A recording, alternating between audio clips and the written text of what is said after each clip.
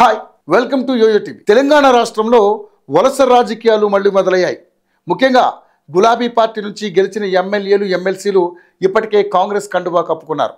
తాజాగా మరికొంతమంది చేరేందుకు సిద్ధమవుతున్నారు. ఉమ్మడి మహబూబ్ నగర్ జిల్లాలో గత అసెంబ్లీ ఎన్నికల్లో అన్ని నియోజకవర్గాల్లో కాంగ్రెస్ జెండా ఎగిరితే ఓ 2 నియోజకవర్గాల్లో మాత్రం గులాబీ జెండా ఎగిరింది. గద్వాల, అలంపూర్ నియోజకవర్గాల్లో కారు పార్టీ అభ్యర్థులు తమ సత్తా చూపించారు. కానీ రాష్ట్రంలో కాంగ్రెస్ ప్రభుత్వం ఏర్పాటు కావడంతో గద్వాల ఎమ్మెల్యే బండ్ల కృష్ణమోహన్ రెడ్డి అధికార పార్టీలో చేరిపోయారు.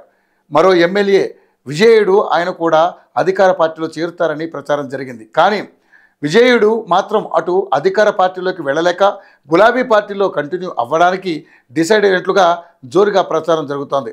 ఇక అలంపూర్ నియోజకవర్గంలో తొలిసారి విజయుడు ఎమ్మెల్యేగా గెలిచారు. ఎమ్మెల్సీ చల్లా వెంకట్రామిరెడ్డి ఆశీర్వాదంతో ఎమ్మెల్యే సీటు దక్కించుకున్న విజయుడు అక్కడ కాంగ్రెస్ అభ్యర్థి సంపత్ కుమార్పై విజయం సాధించారు. అయితే ఎమ్మెల్యేగా గెలిచిన పార్టీ అధికారంలోకి రాకపోవడంతో విజయుడు నారాజు అయినట్లుగా సమాచారం. అంతలోపే అధికార పార్టీలో చేరుదామని ఫిక్స్ అయిన మాజీ ఎమ్మెల్యే సంపత్ కుమార్ రూపంలో గట్టి ఎదురుదెబ్బ తగిలిందట. మాజీ ఎమ్మెల్యే సంపత్ కుమార్ విజయుడు చేరికను పూర్తిగా వ్యతిరేకిస్తున్నట్లుగా తెలిసింది. విజయుడు కాంగ్రెస్లో చేరితే తనకు రాజకీయంగా ఇబ్బందులు తలెత్తుతాయని పార్టీ పెద్దలకు సైతం ఫిర్యాదు చేసినట్లుగా సమాచారం. అదే సమయంలో ఎమ్మెల్యేల జంపింగ్ వ్యవహారం తెర మీదకు రావడంతో ఎమ్మెల్సీ చల్లా వెంకట్రామిరెడ్డి ఎమ్మెల్యే విజయుడు అధికార పార్టీలో చేరికను వాయిదా వేసుకున్నట్లుగా తెలుస్తోంది.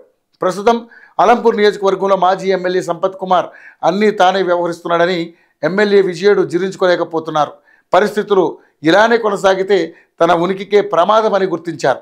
అదే సమయంలో బీఆర్ఎస్ శ్రేణుల నుంచి ఒత్తిడి పెరగడంతో గులాబీ పార్టీలోనే కంటిన్యూ అవ్వాలని డిసైడ్ అయినట్లుగా తెలుస్తోంది. అందుకే ఇటీవల బీఆర్ఎస్ పార్టీ నిర్వహించే ప్రతి కార్యక్రమంలో ఆయన ఉండేలా చూసుకుంటున్నట్లుగా సమాచారం. అంతేకాదు హైదరాబాద్లో బీఆర్ఎస్ వర్కింగ్ ప్రెసిడెంట్ కేటీఆర్ పాల్గొనే ప్రోగ్రామ్స్లను తాను ఉండే ప్రయత్నం చేస్తున్నారట. ఇప్పుడున్న పరిస్థితుల్లో బీఆర్ఎస్లోనే కంటిన్యూ అవ్వాలని డిసైడ్ అయ్యారట.